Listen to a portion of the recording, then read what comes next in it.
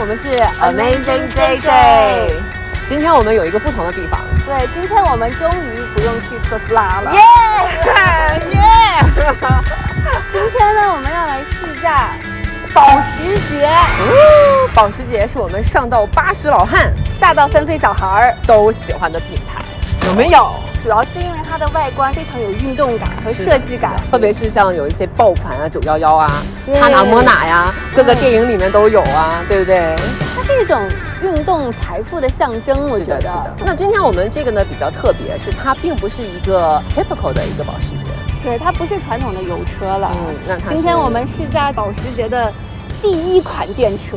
哇哦，保时捷第一台电车，它的名字叫做 Taycan。太坑。太坑人了。没有，我觉得可能是太行了，太看。You can you up, no can no BB。大家对这台车的概念比较褒贬不一，因为它毕竟是保时捷出的第一款电车。是很多人呢会把 Taycan 和特斯拉做对比。那 Elon Musk 和 Bill Gates 也在 Twitter 隔空开火，起因竟是因为 Bill Gates 买了 Taycan。作为初次尝试，有些人喜欢，有些人不喜欢。对，那具体怎么样呢？那我们看看吧。好的。Taycan 的外形首次出现是在2015年法兰克福概念车车展上，它呢和当时的概念车其实可以说是一模一样。当时的这个概念车的名字叫做 Mission E， 所以呢现在呢它的所有的外观都是根据当时的一个概念车来做的设计。虽身为一台纯电动车， Taycan 还是保留了很多保时捷的特征，比如极低的引擎盖、4点式 LED 大灯、流畅的车顶线条和宽阔的屁股等等，都极具保时捷辨识度。那下面我们来看一下怎么开这台车。它就会自动弹出来。我觉得 Taycan 这款车的前脸实在是保时捷做的非常难看，它这个眼睛这一块它是凹进去的，它特别像一个被抠瞎了流血的鬼娃娃。你觉得呢？我觉得有点像无脸男，特别是白色跟黑色一对比，特别明显，特别丑。它这里其实是设计了一个进风口，主要就是为了给它的轮胎啊降温的，同时呢还可以减少风阻系数。这台车还是选配了一个21英寸的轮毂，它采用的是它保时捷白色的卡钳，但我个人觉得红色的卡钳看着更好看，更骚气一些。所以呢 Taycan 呢它是有2个充电口的，它左边右边都有充电口，有一个是专门为了超充而设计的，有一个呢就是在家里面可以充的。哎，看到没有？那是一个充电口。See？它的屁股这款做的还是非常运动的，它虽然没有911和帕纳摩纳好看，但是还是非常的运动。这台也是电车嘛，然后它跟 Tesla 一样，它是前面后面都有主纳空间的。那它的 frunk 其实看起来比 Tesla 要更深一些，但是其实大小而言是差不多。我坐上来的感觉，我觉得 Taycan 比 Model 3要大一些。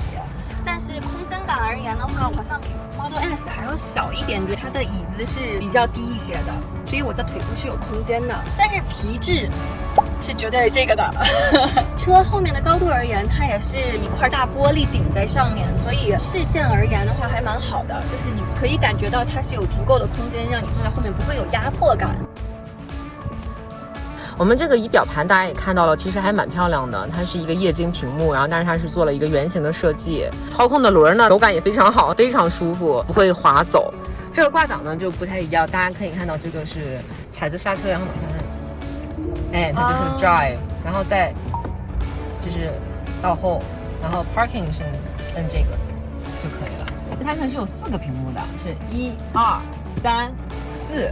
这边有3个菜单啊，然后一个 home， 一个控制车的，然后呢，这个是家人的，应该这边就只有一个 home， 然后里面包含了 navigation 啊，还有你的娱乐系统啊，这些都是一样的，但是它就是多了一个怎么控制车的这个 button。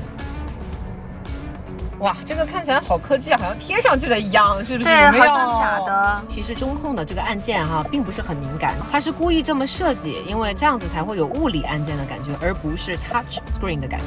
这个物理按键呢，它是故意跟特斯拉背道而驰的，因为特斯拉呢，很多人都反映它的那个 touch screen 很容易按错了或者是手滑，所以它有物理按键，你需要很用力的去按，你才不会按错。它的座椅呢，我感觉非常好，非常舒服，因为它这里呢有一个支撑的地方。特斯拉呢这边特别累，对，它旁边是有个按钮的，然后你压住之后，哎，你看它就可以把你的头抬起来了。这一点的话，我觉得真是完胜特斯拉。们就试驾一下喽，耶、let's go！ 哦，一松脚它就走了，好开心。我来感受一下。我先转一转弯，看看这个车的操控性感觉怎么样。哇，我觉得它转弯的感觉其实一般，它开起来跟特斯拉感觉没有特斯拉那么那么敏感。灵活。对，这台车比较重。对，可能是它比较重的原因。这台车呢，它还是保持了保时捷的一贯的钢铁之躯的感觉。它虽然是台电车，但它还是保时捷。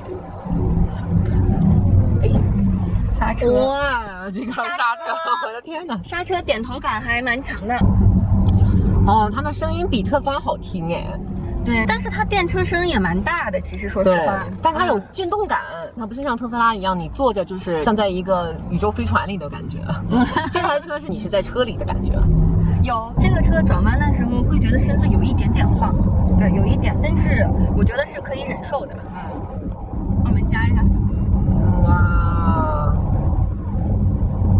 快不快？一般呢。我们这个试驾的是 Taycan S， 然后但是它的加速并没有impress 到我，就没有那种起步的感觉。这个车比特斯拉慢很多，真的是慢很多。然后操控性的话也没有特斯拉感觉那么灵活，它可能我不知道是因为车沉还是什么，因为特斯拉也很沉，所以这个车就是感觉比较笨一点。对，它是故意要搞这种保持了保时捷的一贯的这个风格，也有可能是它根本就做不轻盈，它只能说我要保持这个风格。那我们今天试驾的 Taycan 4S 起售价为103800美金，它的续航能力比较弱，选配升级版的电池才能跑227英里。发动机为522匹马力，扭矩为390千瓦。在弹射起步的情况下，0到60英里每秒的加速度为3.8秒。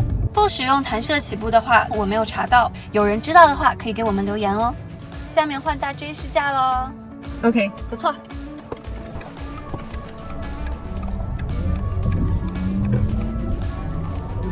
我觉得这台车呢，它的起步呢就是很像油车。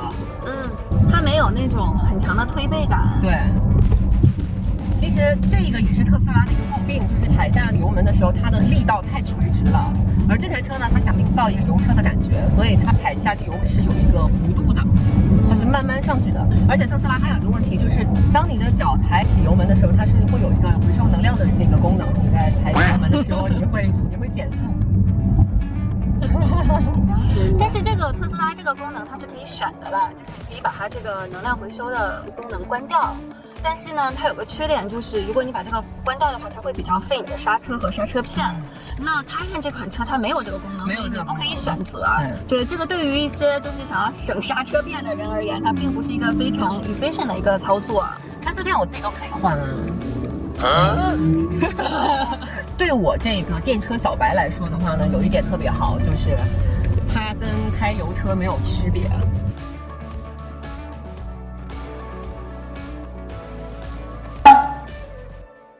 Taycan 试驾完了，你觉得怎么样？我特别不喜欢Taycan，我觉得它的性价比特别低。是的，就连一台最普通的Taycan也要8万块钱，这么贵？对。特斯拉的 Model S 长续航版本也才7万多，所以它的价格是跟特斯拉的 S 是一个等级的，是吗？对，它比 S 还要贵一点点。是这样子。但是它开起来完全没有电车的感觉，没有，它是一个没有电车速度的车。对，我其实理解保时捷它想做什么，它就是想说让大家在开电车的同时呢，能够享受到真车油车的感觉。其实我能理解，但是它没有做好。对，它没有做到这一点。再来吐槽就是它的续航能力真的很糟糕。我看它普通版的，它续航能力它都不好意思写，它都写的 to be decided。然后它 S 版本它写的续航能力才199 mile， 普通特斯拉也有200多 mile，那跟 S 比那更是不如， S 300多。它唯一能够 PK 特斯拉的就是它的内饰，对，它的内饰是真的做的奢华，很高级，就是让你觉得哦，这是一个保时捷。然后这个车呢，开起来会有一点忽忽悠悠的感觉，就是它特别晃，就是你左转弯右转弯的时候，你感觉它抓地力并没有说像它普通保时捷那么好，但是它又不像正常电车那么快。对。开完 Taycan 你是不是对特斯拉稍微有一些改观？有一点，就是它作为一个电车而言，它确实把电车做得还不错。特斯拉它不仅仅是做电车，它是做未来。对，它是有一个自动驾驶在里面的，我觉得这一点是所有其他的做电车的人是无法去 PK 的。我光是为了环境去做一个电车的话，我觉得没有那个必要。重点就是它没有电车的好，也没有油车的好。我觉得同等价位的话，大家还是去买特斯拉。那如果大家喜欢我们的视频呢，请大家关注我们，而且打开小铃铛。然后有什么问题呢，欢迎大家给我们下面留言，我们都会及时回复的。那么谢谢大家的收看，我们下期再见啦，拜拜。